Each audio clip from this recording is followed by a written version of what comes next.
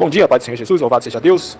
Pai, em nome do Senhor Jesus, eu te louvo por mais essa manhã, a qual o Senhor preparou para juntos aprendermos um pouco mais sobre a Tua Palavra, que a Tua Palavra venha entrar nos nossos corações, que venha nos confrontar, que venha, Pai, em nome de Jesus, nos exortar, que venha nos corrigir, mas também venha produzir cura, transformação, libertação, restauração e salvação. Fala conosco, Pai, através da Tua Palavra, que Teu Espírito possa ir adiante de nós, adiante das palavras, Pai, e convencer o homem do pecado, da justiça e do juízo. Que o Senhor venha falar conosco, Pai, através da Tua Palavra, que eu te peço em nome do Senhor Jesus. A palavra de hoje está em 2 Reis, capítulo 5, fala a respeito de Naamã, chefe do exército da Síria, que era um homem que tinha um bom testemunho perante os seus senhores, era um homem grande diante de seu senhor, era um homem conceituado, respeitado, herói de guerra, e por meio dele Deus tinha dado vitórias ao rei da Síria. E a Bíblia fala, porém ele era leproso. E a lepra é uma doença que contaminava, contagiava aqueles que estavam próximos, que tocavam. Ela era uma doença que contaminava fácil, propagava rápido. Então eles teriam que ficar separado, afastado. E a Bíblia fala que aquele homem ele invadiu ao Israel e levou cativo uma menina, uma jovem. E aquela menina, quando viu que ele estava leproso, ele falou, se o meu senhor estivesse lá em Israel, lá em Samaria, o profeta de Deus o curaria. E aquele homem ouviu essa palavra, e a palavra fala que a fé vem pelo ouvir e ouvir a palavra de Deus. E aquele homem foi até o rei e falou, lá em Samaria tem um rei, tem pessoas de Deus que conseguem me curar. Então, rei, envia uma carta e fala que eu vou depois da carta para que eles venham me curar. E o rei foi, enviou uma carta e falou, após essa carta eu estou enviando meu servo, Naamã, para que vocês venham o curar. E quando aquela carta chegou ao rei, o rei temeu, o rei tremeu e falou, eles estão querendo preparar guerra contra nós. Ele rasga as suas vestes e fala, acaso estou eu na condição de Deus, que eu posso dar vida, tirar vida, curar, restaurar? Eu não estou. E o profeta de Deus que estava ali próximo ao rei fala, manda que ele venha a mim, que eu o curarei, eu o sararei. Naamã ele vai e leva presentes para o profeta e chega até a casa do profeta com expectativas, com um objetivo, ser curado.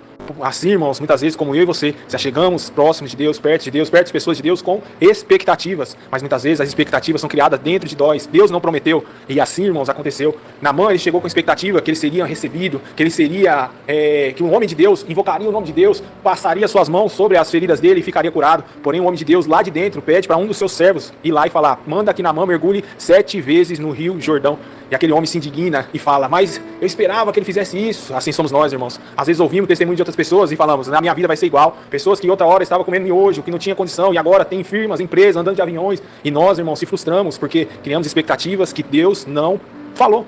A palavra de Deus, ele zela por sua palavra. O que o homem fala, irmãos, ele não zela. Ele tem compromisso com a sua palavra. Talvez nós chegamos com expectativas de ficar rico, próspero, uma vida abençoada, uma família abençoada. Mas Deus tem, irmãos, o perdão e tem a salvação. Talvez nós estejamos na condição daquela mulher que foi pegada no ato de adultério e chegou até o Senhor Jesus, prestes a morrer. E o Senhor Jesus, ele fala, aquele que não tem pecado, que atira a primeira pedra sobre essa mulher. E todos saem. E ele vai e olha para aquela mulher e fala, cadê os seus acusadores? Não sobrou ninguém. Eu também não te acuso. Vai e não peque mais. Aquela mulher recebeu o perdão. Talvez, irmãos, que Deus tem para mim e para você é o perdão dos nossos pecados. Talvez, irmãos, Deus, ele olha para nós e fala assim, a tua fé te curou, te salvou. Vai-te em paz, você está salvo. E nós queremos, nas nossas expectativas, dinheiro, fama, riqueza. Não, irmãos. Deus, ele prometeu a salvação. O evangelho de Cristo é a respeito do quê? Da nossa vida, da nossa salvação, da vida eterna. Porém, nós, irmãos, estamos preocupados com as coisas terrenas. E Naamã, irmãos, se indignou e não quis obedecer à voz do homem de Deus. E ele foi para casa, indignado. Porém, um dos seus servos olhou e falou, se ele tivesse pedido uma coisa difícil, você faria? Ele falou, faria.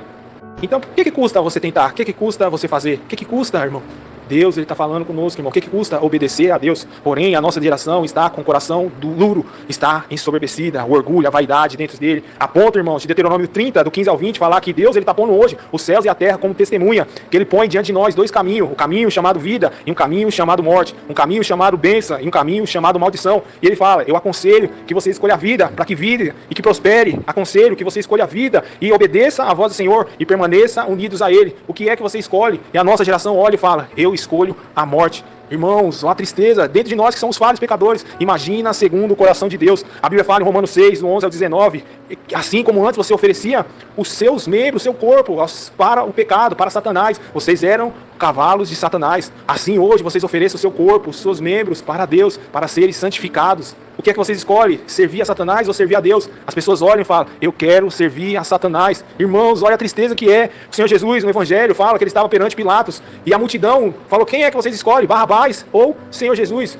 Barrabás ou Jesus? E a multidão olha e fala, nós escolhemos Barrabás. O que é que você escolhe, o mundo ou a Jesus? A nossa geração está escolhendo o mundo. E o que é que eu faço com Jesus? Crucifica, crucifica, crucifica. Estão crucificando o Senhor Jesus de novo, irmão, por causa do ego, do orgulho. Olha tanta escolha errada, irmãos, que estão fazendo. Irmãos, Deus está nos chamando para a obediência. Deus está nos chamando de volta, irmãos, ao caminho do Senhor. Naamã, ele foi buscar a cura, e ele mergulhou 7 vezes, talvez sem fé, sem credo, mas mergulhava 1, 2, 3, nada acontecendo, mas na 7ª vez ele foi restaurado, foi curado, e ele voltou para dar os presentes para o homem de Deus. O homem de Deus olhou e falou: eu não quero nenhum dos seus presentes, pode voltar para sua casa em paz. Naamã, ele falou: eu posso fazer ainda 2 pedidos para você? Pode. Qual é o primeiro? Eu quero que você permita que eu leve 2 carruagens, 2 jumentas de terra daqui, porque eu quero oferecer sacrifícios, as minhas orações na terra de Israel, ao verdadeiro Deus. Eu quero servir ao verdadeiro Deus, ainda que em terra alheira, mas eu quero servir o verdadeiro Deus. Deus, ele fez uma cura por completa, não só no físico, mas ele curou a alma de Naamã, e Naamã reconheceu quem era o verdadeiro Deus. Ele falou: o segundo pedido, eu peço perdão, porque eu trabalho para um rei, e eu vou ter que entrar no santuário do Deus Rinom, o Deus de Rinom,